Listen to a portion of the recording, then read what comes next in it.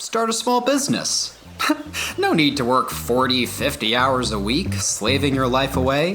Obtain financial freedom, be your own boss, and create your own destiny. Moguls are the new superstars. The path to country club membership and a leased Mercedes-Benz is paved in gold as you take your business trips to Orlando or Vegas. Validation from your in-laws is just an LLC and Facebook business page away. At least, that's what they tell you anyways. Through social media, websites, and targeted ads, you're sold an image. Small business owners seem to walk on water. You'd think you're the last person on earth working a regular job with a regular boss. But there's trouble in paradise, and its name is in over your head. People start looking to start their own business, don't know what they don't know. But that's why we started our Small Business Confidential podcast, to share what we've learned from years of experience. There's not a lot of people in on this, so remember, dear podcast listeners, you heard it here first, off the record, on the QT, and very hush-hush. Hi, everybody. This is Mike calling from Delray Beach on my walk to the aquatic pool. Amari, I'll send you a text on the lap pools so you can throw that in. Okay. But I figured, hey, I'm talking with the office team, Brook, Amari, and Mac. We started getting into some subjects, which I thought, hey, let's get this recorded, because what we're talking about is what are the tools you need to succeed in the age of AI. Now, we're working with AI now. And Mari, you and Matt could talk about how we're doing the TikToks and the Instagram and stuff like that. And then, of course, Brook, you're using, more ChatGPT and that kind of stuff for some of your data analysis. But I thought we'd just kind of go around the horn. But first thing I want to talk about is in the age of AI, the most important thing you need to have as a skill is to be proactive, because things are changing constantly. If you're not proactive, if you're waiting around for the teacher, the professor, the boss, your supervisor to tell you what to do, I can assure you pretty soon you're going to be out of a job. So we got a nice mix of age groups here, Brook being the oldest, Mari somewhat late 20s, and then we got the kid Mac, right? Fresh out of college. Took him 5 years to graduate. He's like Blutarsky in Animal House. So why don't we start out with you, Brook? Just general thoughts? Yeah.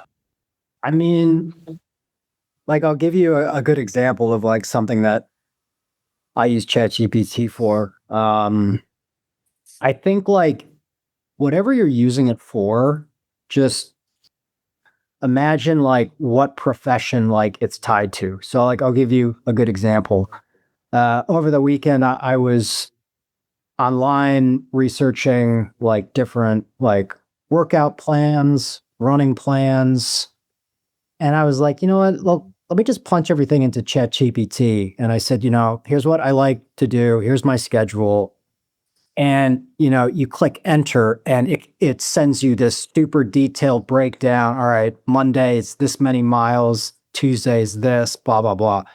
And I immediately was just I could see the personal training field being affected, not saying right now, but at least that's a good example of something where AI is, it's just so useful.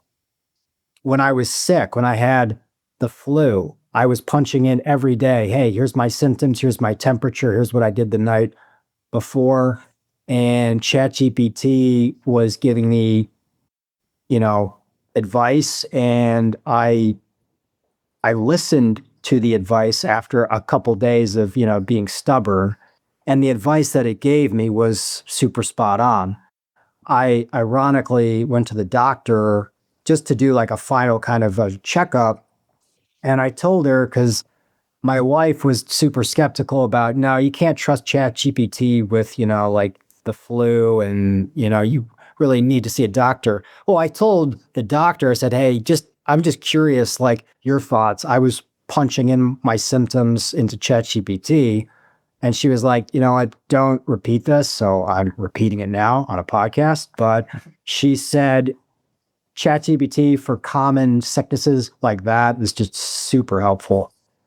I think in the world of business, I think in my case, really analyzing like our numbers, our, our non-billables, our overhead, our bills.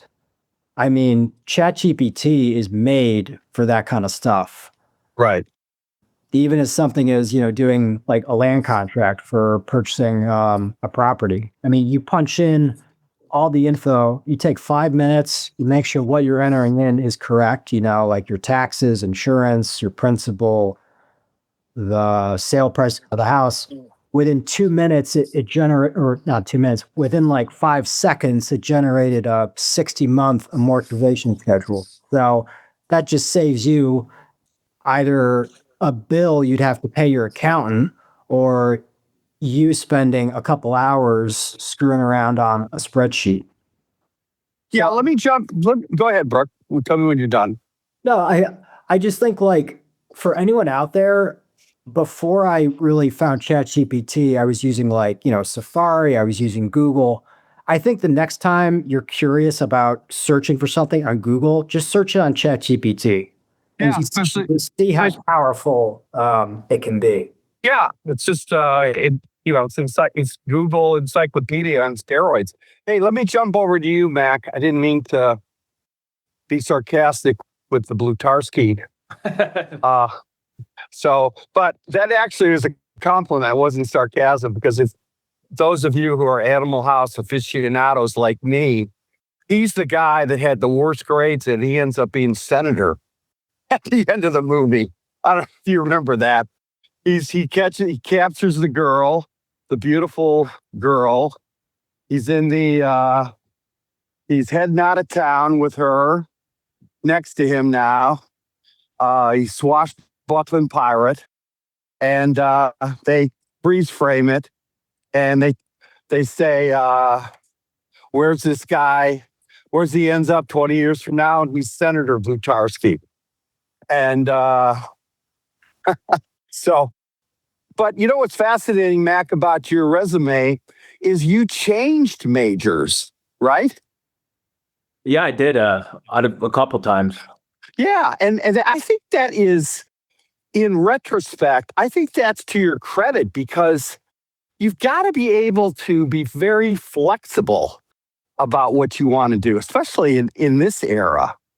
I know back in my day, when my 3 different colleges in 4 years with no degree, so you can call me kind of a junior Blutarski. That was right in the 80s. That's when things were just getting blown up with personal computers, entrepreneurs. That was a new word. Old line businesses were just getting blown up like Republic Steel, middle managers just getting whole departments getting fired. So give me your general thoughts about AI, where you are. You're 25, 26, change your majors a couple times, and now you're in a hole. If you were predicted where you were, a year ago, where you are now, I don't think you'd be saying this. So your general thoughts. Yeah, so kind of like Brooke mentioned, so like when I was in school, AI really wasn't too dominant of a force as it is now.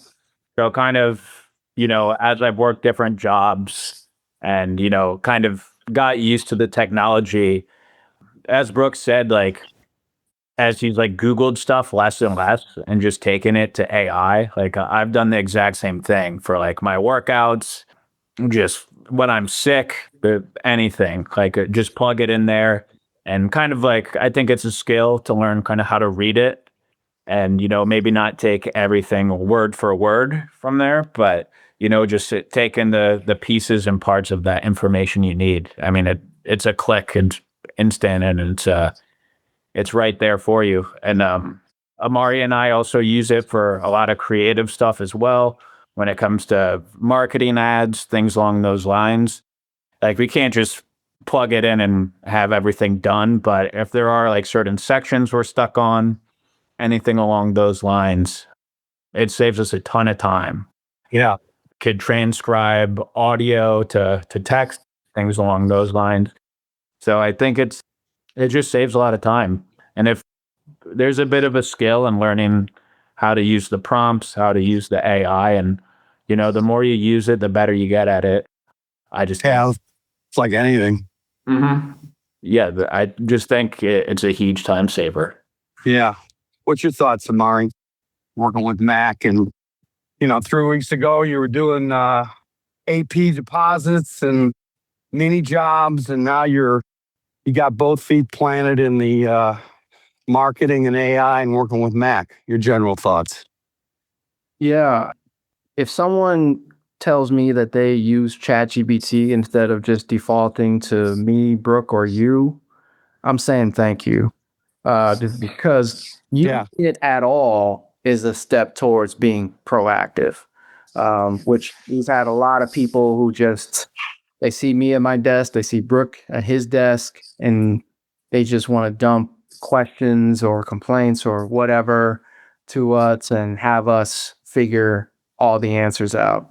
But if someone says, "Hey, Mar, I just went on ChatGPT," at first I was going to ask you, but then I just said, let me just go on ChatGPT and, see what it shoots back out. And when it came up with the solution, I mean, that's music to my ears. And it plays right into what you're saying about just a couple weeks ago, being in AP, being in mini jobs, not having really much of any time to devote to the marketing or the tech sides of our business. And, like today, my phone, I mean, I'm getting updated on things I need to, but mainly where the correspondence I'm dealing with is related to, our new computer systems and, marketing work. So, which is where we want it to be. So, yeah, using AI at all is a step towards being proactive, but you learn to take it up a notch. Like Mac was saying, the more you use it, the better you get with it, because what we've run into is, it's far, far from perfect. It is not just magic cure for, any kind of failing assignment, business, or just, it's not a genie. You just, get 3 wishes. There is some critical thinking and creativity needed to get the most out of it. Right. So that's essential for it. So it's like you're at a slight disadvantage if you're not using AI. Maybe processes are slower if you're not using it, and also you're at a disadvantage if you're not using your own critical thinking, your own creativity. A lot of the times, Mac and I are using AI as a foundation to say, hey, just kind of, you're almost spitballing with the AI and just Exactly. throw some ideas out there for us to decline and improve upon. And it's like, okay, now us 2 humans are going to go out and make this a thing now. Well, it's almost like, you're a musician, Amari. You're really big into music. In fact, folks with Amari's music background, when he first started with the company, what are you, 28 now? Yep. All right. And when you were 18 years old, you were really into music. And I write my own music. I'm produce my own music. I'm a sell, my music to the man. And right. Yep. And so what you're doing now is kind of a variation of that in a way, because you're creating stuff. It's not, necessarily music, but it's the same kind of vibe.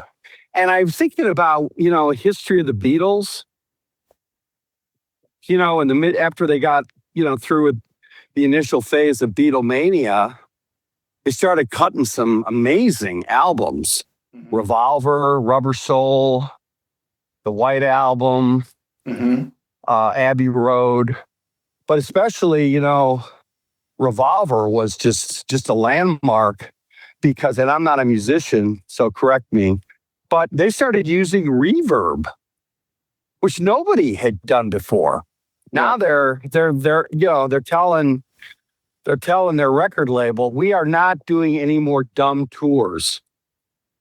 The tours are done.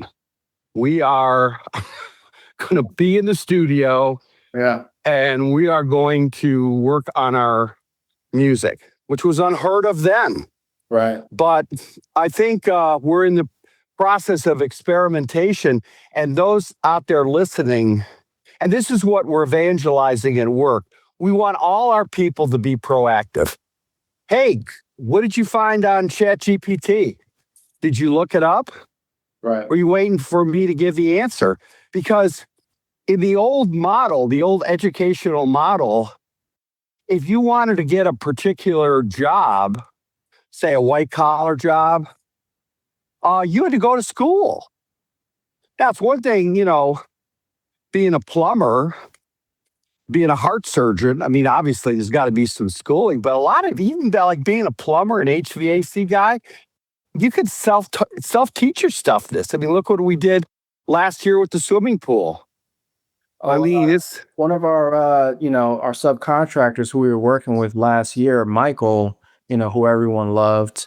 I mean, I would talk to him when he would come into the office, and he's using AI left and right to troubleshoot. Yeah, no, that guy's a hustler. Yeah. That guy, I mean, he came right up to our building and he said, "You guys looking for, some good carpenter guys?" And first of all, my first reaction was, okay, this is too good to be true, right? You're right. This is too good. You know what? Yeah, right. Whatever. It says, I got a lottery ticket for you. Yeah, right. Get lost. So, but he was good. And that's the thing, you got to be not only, I was talking to some friends. We got a couple of people in our operation work that we need them to get more proactive. And we're talking about the Browns, about coaching people up. At the end of the day, sometimes if they're working in the company, you make them be proactive. Yeah. You make them be proactive. And I want to turn to Brook for your thoughts.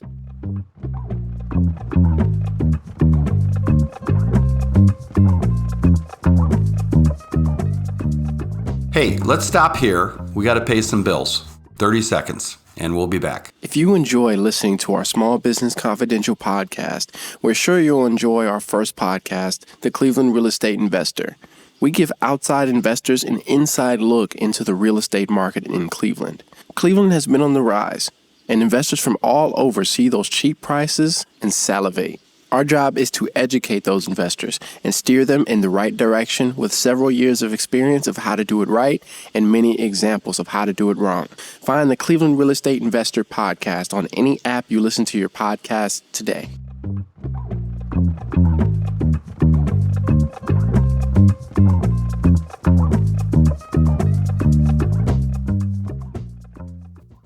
Yeah, I mean, I think it's a fine line because That's why I asked you. I knew there'd be a different answer here. Go ahead.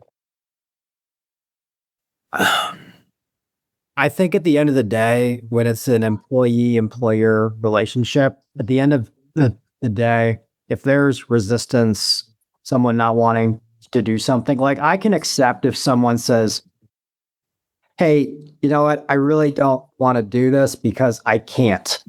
Like, I don't know how to Go on the computer. install, a light fixture. It's like, there's some stuff where if they say I can't do it, then, I'm not going to force them. But if it's something is like, I want you to use ChatGPT to help you correct your emails that are going out to your customers. Like, if the answer is no, then you have every right as the employer to say, you know what, this is what I want you to do, and I want you to do it. And if there's any pushback and they're fighting you on it, you keep saying that. And if there's even more pushback on it, then you discipline them. I mean, So like at the end of the day, it's like if your boss is telling you to do something, if it's something you don't feel safe doing, like if you don't want to climb a roof or you don't, I get that. then it's like, but if we're asking you to do something that is not a safety concern, then just man up and do it. Yeah. I think people are just so afraid of failing that They just rather just keep everything in the safe lane. If failure is an important factor in your growth, you got to fail. That's how you learn from your mistakes. And it's kind of maybe we've gotten too far on the pendulum when everybody gets a ribbon for showing up, or everybody gets an A. And the irony of it is that in the old days, like a couple years ago, if you didn't like your job, you just go out and get another job. But that world is starting to change now. Okay. I think too, I've been reading this book on, how to basically, the father-son relationship for a toddler, because my son is a toddler now. And yeah, I mean, it really kind of echoes what you're saying. There's too many participation trophies. There's too many where if they're losing at a video game, they just stop, they turn it off, they reset it because they don't know how to lose. But the biggest thing that I took away from what I've been reading currently is the best thing you can do for your kid is to not give them confidence, but give them like a competence meter. So you're not overpraising them. You're not saying, you're perfect or you're my special boy. I mean, I'm not going to be like a dictator. Like, I'm going to tell him that I care about him, but to give him praise when he's doing something that he feels competent doing. Exactly. You're not giving him praise when he's screwing up. You're not giving him praise when, he finishes, last in like a race. I mean, you want to tell him, hey, yeah, wasn't your best effort, but, there's always room for improvement. And when they do find that thing that they are very special at, like Travis and, being like a painter or, just drawing, like you give him praise for stuff that he's good at. So when you're applying that to your employees, I think one thing that I think we should all be mindful of is when you see your employees doing something and they're doing a great job, you should tell them. Don't always Exactly. when they're fucking up, because then Exactly. they resent you. When you see that they're doing something great, you shout them out. And I mean, who doesn't love being shouted out? Yeah, exactly. As long as it's legitimate. As long as it's not, participation medal time. No, I get it. Hey, you did a great job here. And, really the praise should be kind of more 3-4 to 1. I mean, we had one guy, last week, Amari. I mean, I'm not going to name any names, but I think we all know what I'm talking about, where I just laid into that guy. And I can't remember the last time I laid into him. Was it like a year ago? But I mean, he really dropped the ball. He dropped the ball about being passive. Well, nobody told me this, or I thought this was it. You know what? The fish are dying in this tank. What? You didn't see that? It's like leaving the garage door open, when it's 10 below. What? Do I have to tell you to close the garage door? And I think that what it is, from a boss standpoint, a manager, a coach, whatever, it's about challenging them in an area that they probably never been challenged with. Because if you're an employer, a lot of employers just says, I can't find any good guys, any good people, any good workers. Instead of challenging yourself to say, maybe you should start challenging some of your people. And I'm sure there's some there's some great people in that mix who are getting lost in the shuffle because they're getting all mixed up with these incompetents. What do you think, Mac? I think you guys made a lot of great points. Something I thought was a little interesting was, my previous job, I came from kind of like a finance/sales role at a Fortune 500 company. And kind of the way that those companies are structured, you don't really use that being proactive muscle as much as you do when you get to a business like ours where it's smaller. And, kind of with the smaller business structure, I feel like, you do have a little bit more freedom and your job title isn't as defined. You kind of, just get the stuff done that needs to be done. And I think, just with that business structure, at least for me, like it's really kind of exercised that muscle of being proactive and, just doing what needs to be done and, just contributing your part to the business. Yeah, you're going and proactive people are going to want to work in a proactive business. And that's what, Amari, we talk about our VAs in the Philippines. I don't want them to be reading off a script. Okay. I want to feel like they're engaging their mind, and they've never been challenged that way because they got a lot of middle level managers who aren't very good managers to begin with. That's why they're middle level, and everybody's working off a formula. And that is why AI will destroy that sector of business. Absolutely destroy them. Because they're more robotic. They're not original thinkers. They're not, coming up with new ideas or something like that. So bosses are saying, well, why don't I just get the robot, to do this? So yeah, I think I firmly believe that you can teach people to be proactive, but it involves multiple ways of communicating with them. I'm with you, Brook, about praising. I think that's very important. And I am a big believer, like when we had our baseball team, we had a bunch of 10-year-old, 11-year-old. Everybody on that team is expected to put the ball in play because hitting is something you can learn. And once they understand that they can learn this, then they're going to learn to hit. But the challenge you have to have is, listen, nobody's coming out of the crib with this. You just have to learn how to do this. It's like learning a language. And the language we're teaching you is not Italian or French or Latin or Greek. It's the language of being proactive. I'm going to figure it out.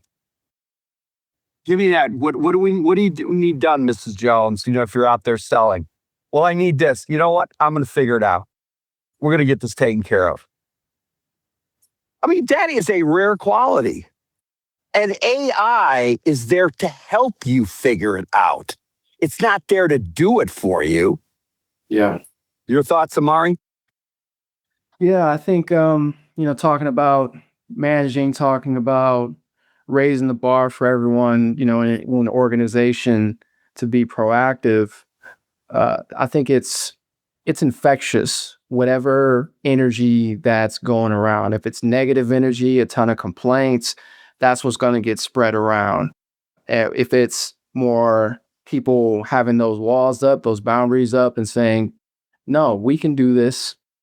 Let's challenge ourselves to do this. And then you go through the process, trial and error a little bit, and then you figure it out. And then the following praise comes from, upper management and say, yeah, good job. You guys figured it out. You were proactive in tackling the problem. That energy spreads throughout the organization and you start to see it. I think, a lot of that, I was feeling a lot of that when we were really deep into the ice removal jobs. And there wasn't time for me to be babysitting the normal small situations that I used to and putting those walls up for myself and establishing a different kind of energy with people here. And even just giving more responsibility to, like one of our foremen who took a bigger role in the administrative side and just really restructuring how we were tackling the mini jobs as a whole. That energy has persisted even though we're not in ice removal anymore. I'm already feeling a better energy from people taking more responsibility on. That responsibility is a reward in itself, just from what's innate to that responsibility, saying, okay, I'm believed in to be able to handle this. So I'm gonna run with this. I got the ball now, I'm running with it. That's what me and Mac are doing with the marketing, with the TikTok, with the AI. We're, running with it. Everybody in the organization, when that energy is going throughout, that's when it really feels good. And you look over your shoulder, oh, that person's developing a new idea. That person's developing a new idea and executing these ideas. That's, I think, where you want to be. Right. And I think, everything's changing. Everything's changing. It's changing in small businesses. It's changing in real estate. That's just the way it always has been. Okay. I remember when Uber came out. When Uber came out, it destroyed the rental car business. Think about that. Avis, Hertz. I mean, there are shadows of what they were. When McDonald's came out in the early 1960s, it was just a game change. So it never changes. When television came out in the 50s, early 50s, there were, maybe a couple million had television sets in the nation. And within 5 years, it was 100 million. And what did that do? It destroyed afternoon newspapers because the news was right there. Just like radio destroyed the newspaper business back in the turn of the century, when you literally had 5 or 6 editions coming out in one day with the latest news. Read all about it. So this concept that AI is something new is not true. It's just another variation of evolution and change. You always have to be aware of which way the wind's bringing. And if you can think proactively and act proactively, it's going to be a lot easier to deal with it. Yeah. So final thoughts, Brook, and then we'll call it a podcast. No, I mean, just kind of accept the fact that it's here, it's staying, it's going to keep growing, it's going to keep evolving, so it's like that line from Moneyball, adapt or die. So start seeing it as a positive, not a negative. All right, we'll end on that note. All right, thanks, guys. I'm going to go swimming now. Okay. Enjoy. All right, bye. Okay, bye.